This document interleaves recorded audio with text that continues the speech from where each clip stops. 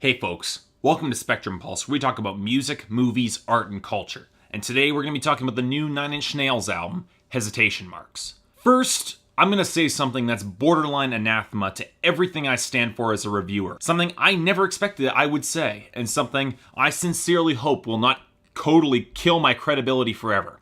Sometimes pure sincerity just doesn't work. Sometimes it might just be the crippling blow that ends up throwing the entire album out of whack. And for somebody who has always prized sincere delivery and performance above most, this sort of conclusion is both enlightening and infuriating. And for this unexpected, yet wholly inevitable revelation, I blame Nine Inch Nails. Now, let me make this clear. I don't think that Trent Reznor's project is entirely without merit or is a bad band, to say nothing of any of the slew of moral outrage that has been directed at the act over the past several years. My issues with Nine Inch Nails aren't linked to any aversion to their shock factor or their abrasive sound or the nihilistic subject matter. As someone who listens to industrial metal acts like Ministry or Pain, I'm well aware of Nine Inch Nails' impact on the industry as one of the pioneers of the genre. And for the most part, Nine Inch Nails have earned that reputation, particularly in their instrumentation off of their first two LPs, Pretty Hate Machine and The Downward Spiral, two albums that cemented Trent Reznor and his band in pop culture and in the eyes of the controversy circuit. The themes, particularly those on The Downward Spiral, were steeped in an examination of depression and self-loathing, and it's not hard to buy into the underlying, very real emotions that inspired songs like Closer or March of the Pigs or Hurt, and coupled with Reznor's uncanny knack for fusing industrial sounds with surprisingly catchy melodies, it's no surprise that Nine Inch Nails built their cult of personality that would permeate goth and alternative clubs all over the world. But here's the problem. It's clear from every album Reznor has released since that he is haunted by the success of The Downward Spiral, and his attempts to replicate its success in differing forms have never really managed to properly work. Partially because Reznor can never properly detach from his material to provide that additional context and weight that made The Downward Spiral such a deeply affecting, influential, and critically acclaimed work. Of course, that doesn't touch the other big problem with Trent Reznor. He has never been a great songwriter. I'm not saying that he's terrible or not talented. Far from it. He's a gift for crafting memorable hooks that most industrial acts wish they could have. But to say that his nihilism has long ago stopped being compelling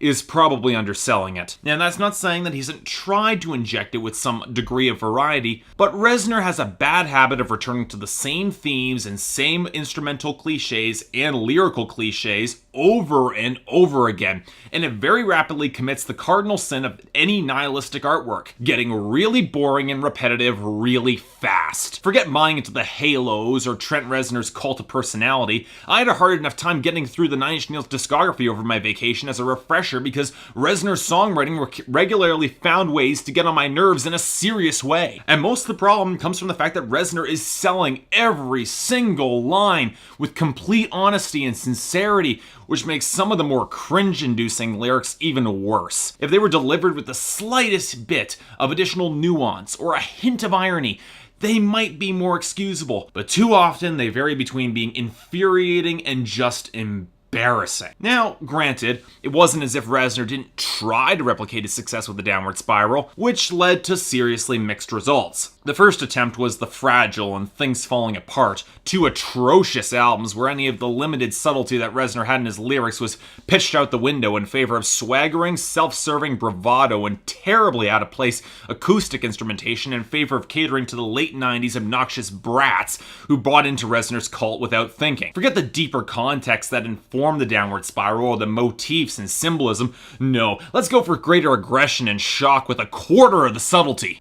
Now, things did improve with Teeth, which held a tighter balance between inward and outward aggression, but the lyrics really didn't impress, and the instrumentation seemed even less controlled. It was also in With Teeth that we got the first hint of Reznor's political edge, which fully manifested itself on Year Zero, an album that would honestly require a full-length review of mine on its own to completely unpack. For now, I'll say that there was a lot of interesting ideas toyed with on Year Zero, but the execution was muddled, and ultimately I was left distinctly confused and unsatisfied with the whole endeavor. And really, I can trick my lack of satisfaction with later Nine Inch Nails less to the lyrics, more to the instrumentation. Instead of using electronica to create the distortion and more jagged segments of his music, or having the electronica dominate, or have some backbone in the music, he's choosing to rely on these heavy, feedback swollen guitars that might create an impressive wall of sound, but lacked the control that made his songs really gripping to me. I've gotten to the point, as someone who listens to harsh, abrasive music, that raw walls of distortion just doesn't impress me the same way anymore if the tune is seriously lacking, and more often than not it is. And that's also where I tend to come down on his 2008 album, The Slip, which once again failed to recapture that tightness that made Pretty Hate Machine and The Downward Spiral so effective. At this point, I'd have a hard time pointing to any of Reznor's work besides his moody ambient pieces in the past decade as anything I can recommend. But this is 2013, and Trent Reznor is 48. Surely his songwriting has evolved into something new, particularly after a 5-year hiatus from Nine Inch Nails, right? Surely there's something worth liking here on Nine Inch Nails' new album, Hesitation Marks, right? Well, believe it or not, there is. In fact, I'll go so far to say that Hesitation Marks might just be Nine Inch Nails' best album since their older days, both repairing the instrumental elements that have given them trouble in the past and showing some interesting evolution in the songwriting. And while I can't say that it's an album that I love or one that will make any of my year-end lists, it does show that Trent Reznor has finally started to figure out what makes his good material throughout the years work and blending it together into a coherent, reasonably satisfying whole. And really, considering the slow rise of industrial music towards the mainstream, it's not a moment too soon. Now, on the face of it, this album will seem like the typical Nine Inch Nails album, so if you're familiar with the basics of their sound, you're not exactly in for a surprise here. The points that make the difference for me are very much in the details, and the biggest one that stood out immediately was in the instrumentation. The electronica has once again risen to command the beat on Hesitation Marks, letting the industrial guitar-driven noise mostly seethe in the background until it explodes at the appropriate moment, an element of real control and precision that has been missing from a lot of Nine Inch Nails' material throughout the past few albums, and which was a real welcome change to see return. It reminded me a bit of the earlier album this year, Silence Yourself from Savages, and it shows the exact same restraint before the explosion than that album did. And furthermore, many of the electronic beats aren't these thudding, ponderous, swaggering things, but stripped down and brittle and borderline skeletal at points, which to me has always felt like a much better fit for Nine Inch Nails than the swollen, lumpy electronics that Reznor has typically favored earlier. Now, to me, these are all precisely the right steps that Nine Inch Nails needed to take, and not coincidentally, they're all steps that take him very much closer to the material of early Nine Inch Nails, those first two albums. But Reznor hasn't just made a throwback here, and instead working to incorporate in plenty of the bleaker, moodier electronica that he worked with throughout the 2000s to reasonable success. And while I will say that at points the production sounds a little overstuffed, sometimes Reznor could have afforded to ease back a bit on the glitchy, squealing electronics and let his tracks breathe a bit, but overall it's a welcome addition that definitely enhances the atmosphere of some of the tracks. And Gone 2 is Reznor's screaming. While he still gets loud, there's significantly more control on this album in comparison with the howling and growling he did on previous albums. And believe it or not, it fits the album just fine. And here's where we have to talk about songwriting and theme. And I'll come out and say it. This is Trent Reznor's most coherent and well-written album since The Downward Spiral. Yes, I know, Year Zero had a lot of interesting ideas,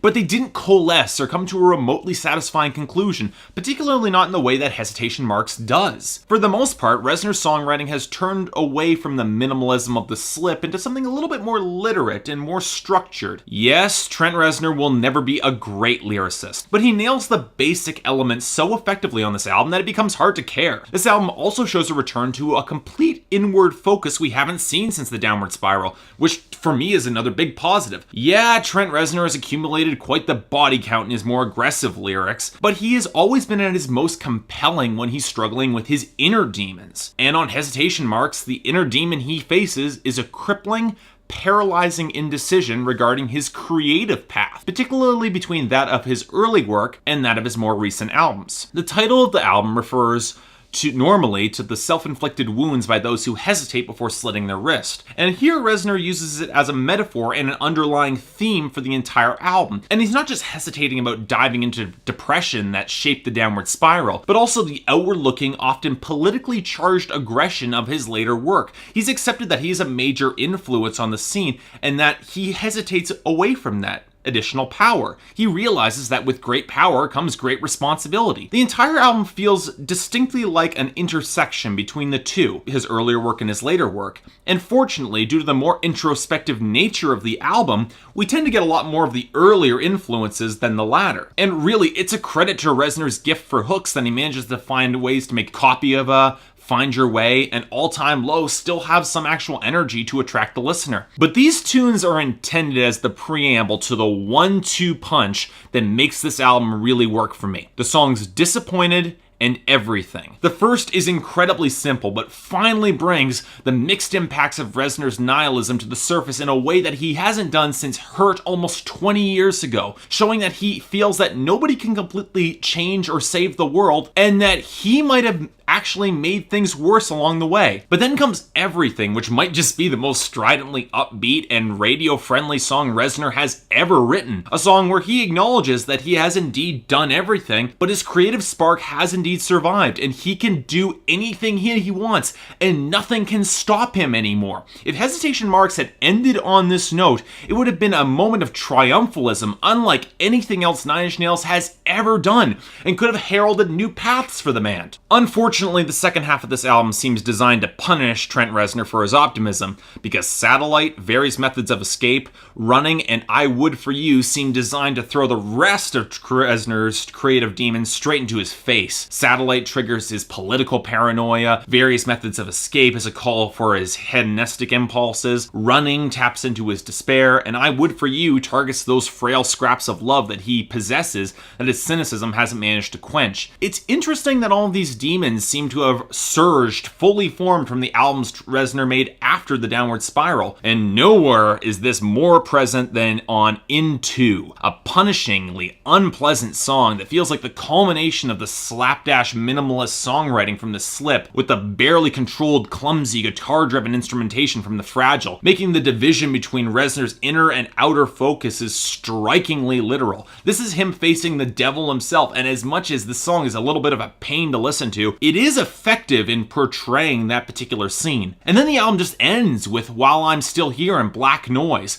a swelling of instrumental distortion and squealing electronics that show that, indeed, nothing is going to change all that much. And really, what other note would I expect a Nine Inch Nails album to end on? Reznor is a nihilist, and unlike previous albums, his honesty and blunt sincerity plays a good role in Hesitation Marks by it being inwardly focused and not outward. I should have expected the downbeat ending. But on the other hand, like with Year Zero, it doesn't quite fully create that dramatic payoff that it could have had, showing a new direction for Nine Inch Nails and Trent Reznor to actually take. But on the other hand, maybe that's all part of the point as well. The hesitation marks that define his indecision to choose early on in the album between inward-focused depression and outward-focused aggression also frames his inability to move on to a new path. So in the end, we're left with an album that feels distinctly static, albeit with strong leanings in the direction of Nine Inch Nails' stronger work, or their earlier work, by virtue of the instrumentation and lyrics. And I guess that's enough for me to recommend this album. If you're a fan of Nine Inch Nails, particularly their earlier stuff, I highly recommend Hesitation Marks. If you're a fan that likes their later material, particularly their moodier electronic stuff, I can't guarantee you'll like this album as much, but it's still worth a look. Everyone else, hey, it's Nine Inch Nails. If you know anything about this band, you should know what you're getting into. But even with that, it's worth a look. And come to think of it, I guess I don't have to throw out my belief that pure sincerity and honest songwriting aren't good things, because both of those elements helped in a big way to make Hesitation Marks work. They just need to be paired with material that works with it, and it's nice to see that Trent Reznor finally figured that out. So yeah, I'm very happy I managed to get this review out. If you'd like to like and subscribe it, I've got more reviews coming up on the way. As I said, it's going to be a busy September. See you next time.